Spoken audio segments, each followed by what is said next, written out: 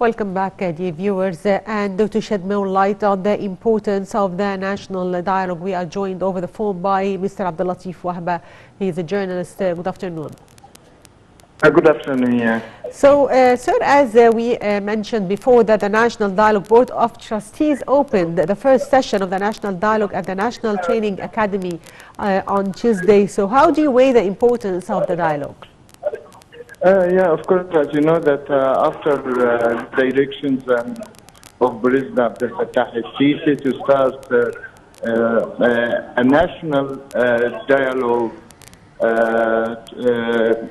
with the members from political parties and also from the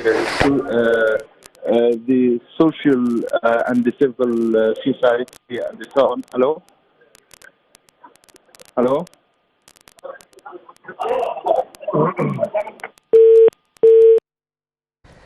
It seems there is a technical problem, and as we said earlier, that the National Dialogue Board of Trustees opened the first session of the National Dialogue at the National Training Academy on Tuesday. Rasha Raghib, the Executive Director of the National Training Academy, inaugurated the session. She said the Academy doors would stay open for all public brackets during the National Dialogue. Addressing the inaugural session, Dia Rashwan, General Coordinator of the National Dialogue, said that dialogue has space for all, adding that difference in opinions bears no harm. He said that there is no room in the National Dialogue for those who resorted to fighting or incited it. And back to you, Mr. Abdulatif. Yes, Mr. Abdulatif, can you hear me? Yeah, yes. Okay. So we were talking about the importance of the National Dialogue. Yeah, of course, as you know that after President Abdel Fattah al-Sisi directed the government and also the political parties in Egypt to steer a national dialogue, they started today. But we can say that it is important for Egypt just now to discuss all the issues. As you know that the national dialogue will not discuss only the political process or political issues, but also the economic and the social issues and so on. And also the social justice in the Egyptian society. So it is important for Egypt just now. This is on one hand. On the other hand, as you know that the national dialogue invitation comes in a critical time, not only in Egypt, but also all over the world. As you know that there is many political conflicts in many different parts of the world, and at the same time, many countries suffered from the Russian-Ukrainian war and so on. So, according to the Secretary General, Dr. Dia Rashwan, he told that we will discuss all the important issues in the Egyptian society, not only political one, but also the social, the political issues, and also the cultural issues, and so on. Today, hello? Yes. So it seems there is a technical problem, and still with our special coverage to the National Dialogue, as the National Dialogue Board of Trustees opened the first session at the National Training Academy on Tuesday. And Rasha Raghib, the Executive Director of the National Training Academy, inaugurated the session. And she said that the Academy doors will stay open for all public brackets during the National Dialogue. Addressing the inaugural session, Dia Rashwan, General Coordinator of the National Dialogue, said that the dialogue has space for all, adding that difference in opinion bears no harm.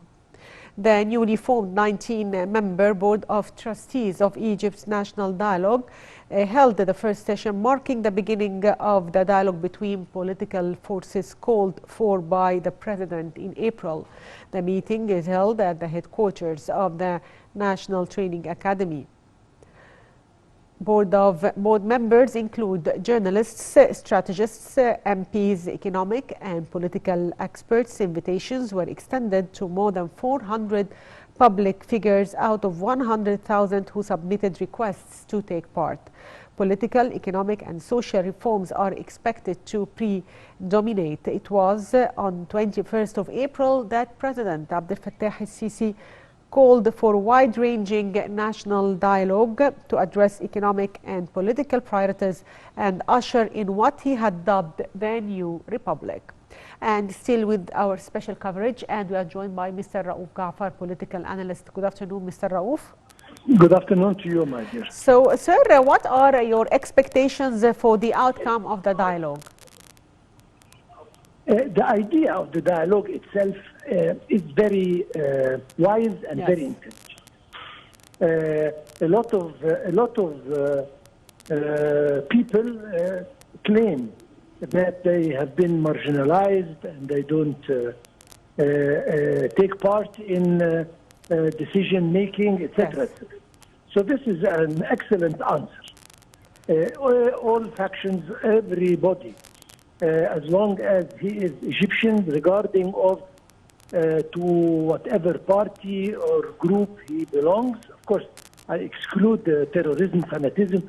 These are things that cannot, under any circumstances, participate in any dialogue.